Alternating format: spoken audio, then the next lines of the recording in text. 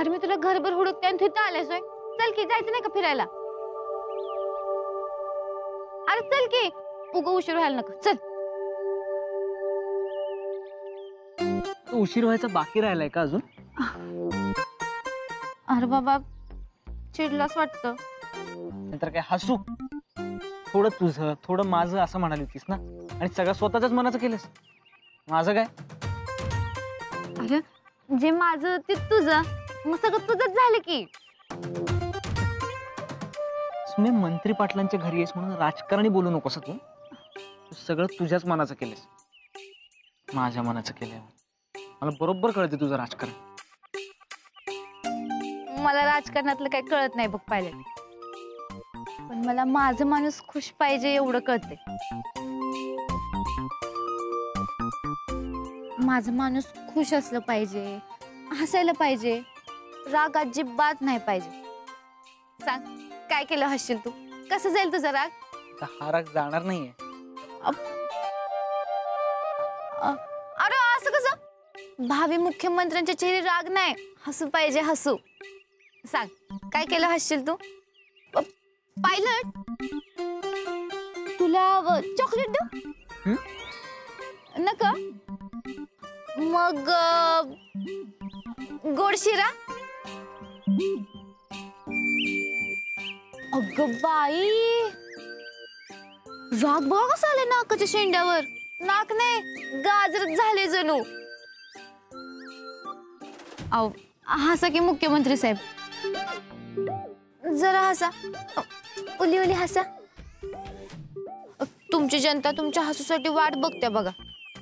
हसा की जरा. पायलट मी रडणाऱ्या बारक्या पोरांना हसवण्यात लय पटायते बर का. तुला बघायचं मी त्यांना कसे हसवायचे ते बघायचं.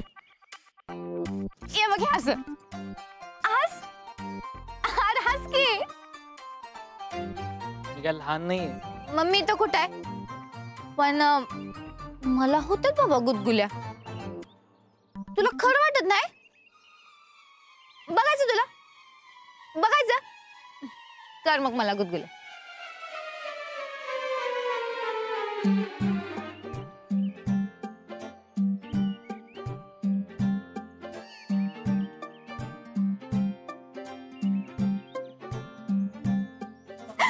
हसलंच ना आता, हात माग.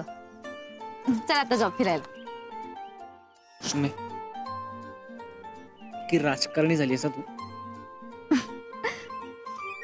पायलट मला राजकारणातलं काय कळत नाही, पण मला माझं माणूस खुश पाहिजे एवढं कळते. कळलं? चल आता जाऊ.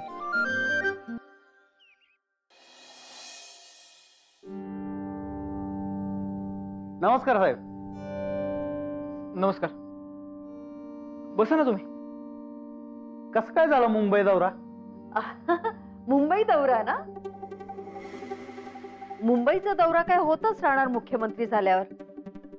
समर तू कुठे बाहेर निघालायस का? हा म्हणजे जरा एक काम होतं तिकडे निघालो होतो. नाही समर, अजिबात बाहेर जाऊ नकोस तू आता. अरे विधानसभेचा फॉर्म भरायचा आहे तुझा. आता राजकारणावर लक्ष द्यायला हवं तुला. होय साहेब, मी तर म्हणत होतो उद्याच्या उद्या इलेक्शनचा फॉर्म भरून टाकूया, आणि आमची तशी जोरात तयारी बी झाली आहे. एक मिनिट, म्हणजे ह्या आमदारकीला उभं राहणार आहे पायलट? म्हणजे काय नुसती आमदारकी नाही आहे समोर साहेब, मुख्यमंत्री पण बनणार यावेळेस. कसं कसं म्हणजे काय? निवडणुकीला उभे राहायचं, निवडणूक जिंकायची, मुख्यमंत्री व्हायचं. एवढं सोपं नसते इलेक्शन, आणि ते बी आमदारकीचं. मा म्हणजे तुम्ही सांगा आता सगळ्यांना. हो हो, अरे अवघड असतं खरंच. मग काय तयारी नाही काय नाही, आणि ते बी डायरेक्ट निवडणूक. नाही नाही पायलट, तू नाही म्हणून सांग. सुमन तुला राजकारणातलं काही कळत नाही. सासूबाई मला माझ्या माणसाचं भलं कळते, आणि त्या भल्यासाठी मी सांगते, पायलट निवडणूक लढवणार नाही. पायलट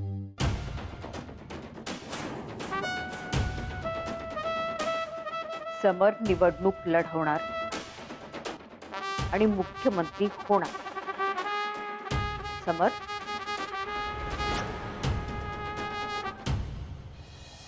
एक 2 3 4 अयो 2 बोटाचा फरक म्हणजे सायकल हल्ली अजिबात नाही.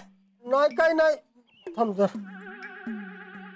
1 2 3 4 5 6 7 आणि हे बघ हाय का इकडं पण अर्ध्या पावलाचा फरक पडतोय. खरं सांग कुठे गेला होतास तू? नाही रे बाबन्या, कुठं नाही गेलो. मग मापात फरक कसं काय पडला? आता मला काय माहित तुझंच बाप चुकलं असेल. हे बघ सुरेश, मी जबाबदार माणूस आहे, मी चुकत नसतो कधी. खरं सांग कुठे गेला होतास तू? नाही रे बाबा. नाही काय तुला थांब अजून मोजून बघ. 1 2 3 4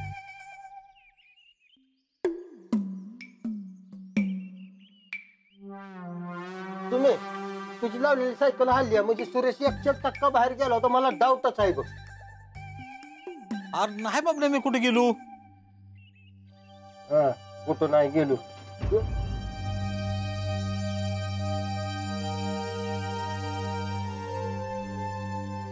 तुम्ही अशी ताना ताना करत का म्हणून गेली? काय झालं? सुमी काय एवढी गरम झाली?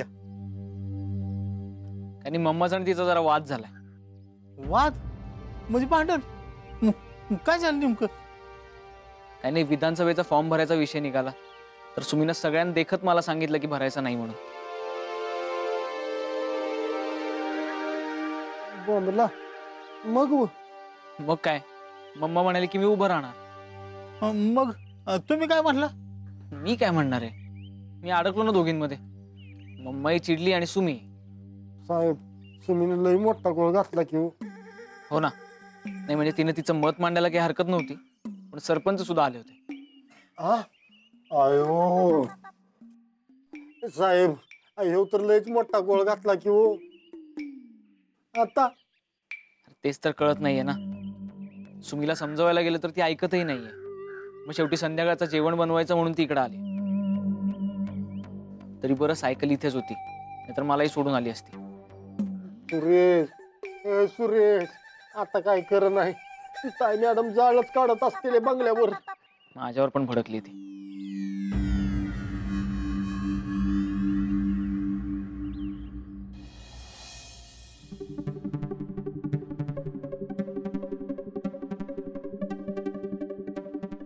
ताई ताई आज सरळ सरळ पहिल्यांदा तुझ्या निर्णयाला विरोध झाला ताई. तुझा अपमान झाला ताई. आणि हे सगळं माझ्यामुळे झालंय ताई. ताई तू जीव घे माझा, ताई जीव घे. नरसू उठ बरं आधी उठ. हे बघ नरसू, यात तुझा काही संबंध नाहीये. अगं संबंध कसा नाही ताई, त्या खानावळवालीला मी शोधून काढलं. आज तिच्यामुळे तुझा अपमान झाला. अगं माझ्यामुळे तुझं स्वप्न तुटायची वेळ आली ताई. आता ताई माझा जीव घे ताई, तू माझा जीव घे. मला हे सहनच होत नाहीये. नरसू अरे तुझी काहीही चूक नाहीये ह्यात. सगळी चूक त्या संख्य गुरुजीची आहे. माझा समोर मुख्यमंत्री बाबा म्हणून त्या संख्य गुरुजीच्या सांगण्यावरनं खानावळवालीशी लग्न लावून दिलं मी त्याचं. आणि आता तीच मुलगी माझ्या समोरच्या मुख्यमंत्री पदाला आडकाठी घालतीये. ते काही नाही, तू आत्ताच्या आत्ता त्या संख्य गुरुजीला फोन कर आणि माझ्यासमोर हजर कर. चांगला सोलून काढूया त्याला. हो ताई, तू म्हणतेस ते बरोबर आहे. संख्ये गुरुजी, त्या म्हाताऱ्यामुळेच हे सगळं झालंय ताई. थांब, एकच मिनिट थांब.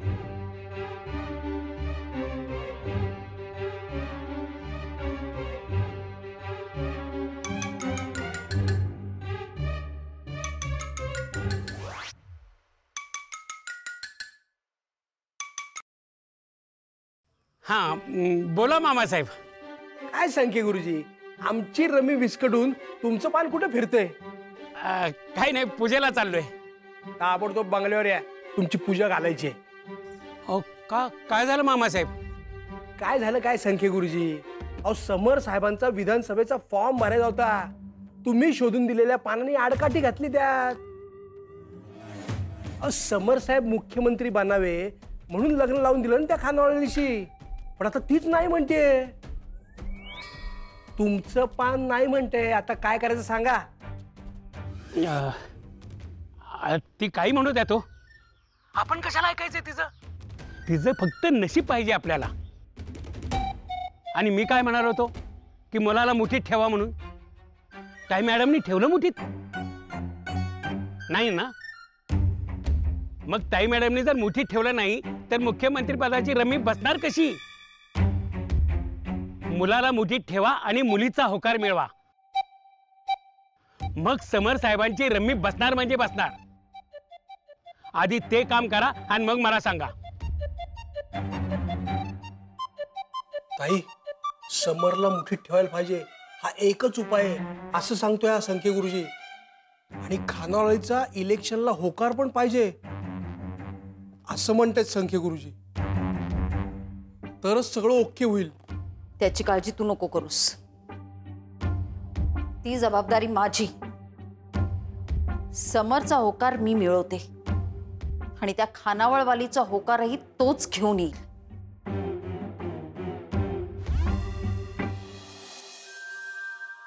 सुमे,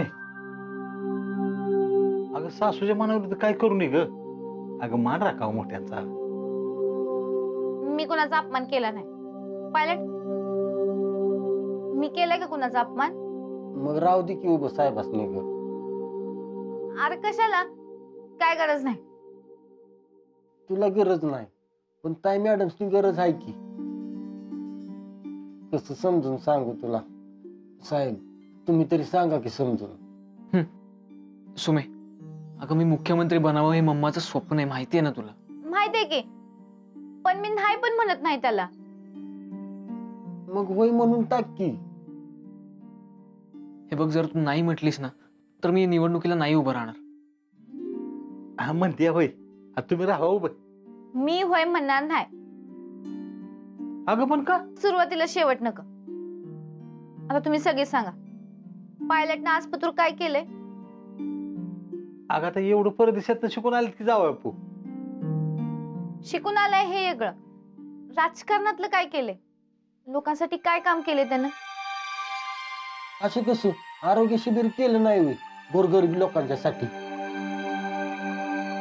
अरे एक साधं कान डोळ्याचं शिबिर घेऊन कोणी मुख्यमंत्री बनतं का?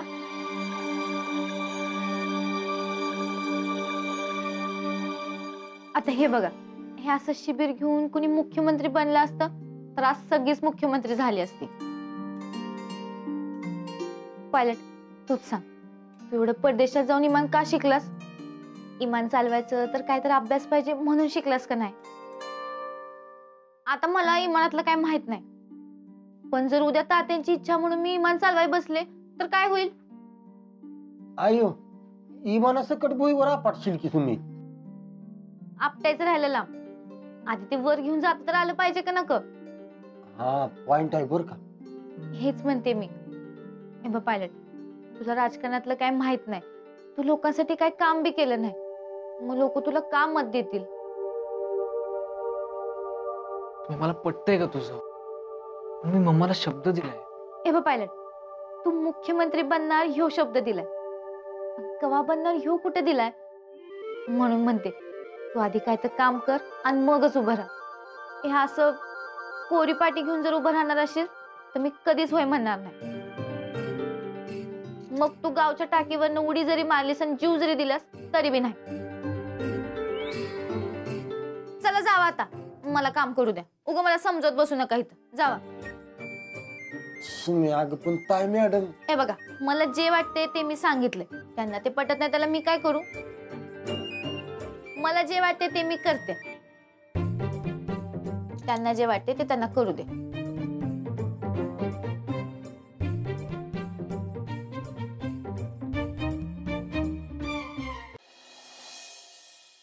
ताई मॅडम दूध. अनुराधा, थोडा ज्यूस तरी घेतेस का? ताई मॅडम, असं पोट मारून राहू नका व, चांगलं नसतंय. हा, आणि तू उपाशी राहून काय उपयोग आहे ताई? दे.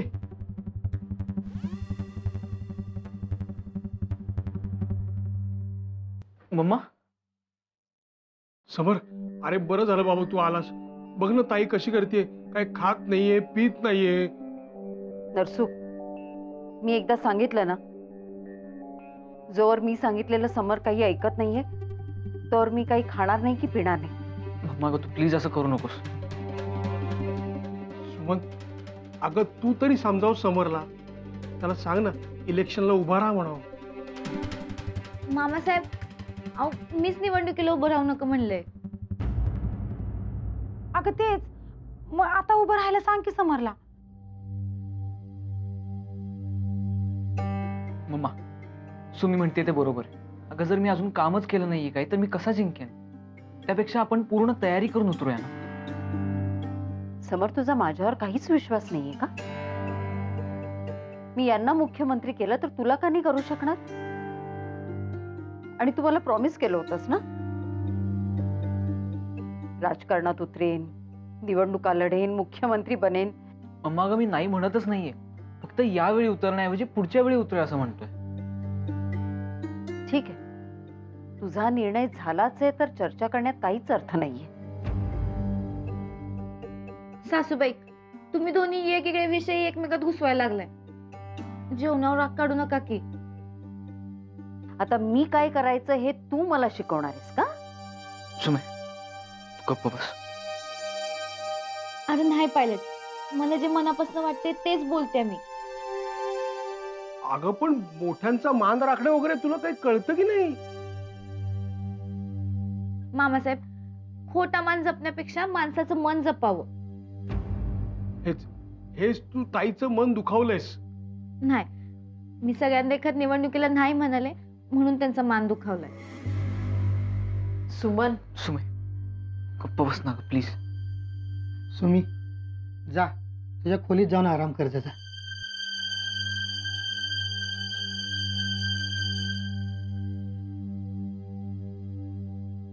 मम्मा प्लीज असं नको ना करूस. समर, तुला जे करायचंय ते तू करतोयस ना, मग मला जे करायचंय ते मला करू देत. मला कोणी सांगायला येऊ नका मी काय करायचं ते. आणि पुन्हा माझ्यासाठी काही खायला प्यायला घेऊन आलास तर बघ, जा.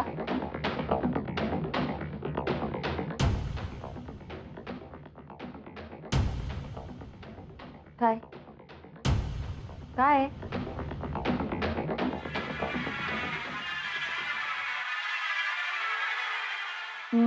मला एकटीला सोडून द्या. नरसू बाबा, माझं डोकं दुखतंय. डोकेदुखीची गोळी दे मला एक, आणि जा बाम आणि डोकं बांधायला एक पट्टी घेऊन या माझ्यासाठी. जा. जी ताई मॅडम. मी आलो, डोकेदुखीची गोळी घेऊन येतो. चल चल.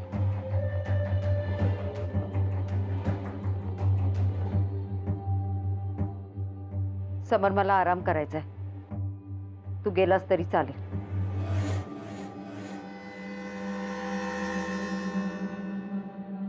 अनुराधा, खरंच डोकं दुखतंय का तुझं? नर्सिंगला गोळ्या आणायला गेलेत. गोळी घे म्हणजे बरं वाटेल तुला.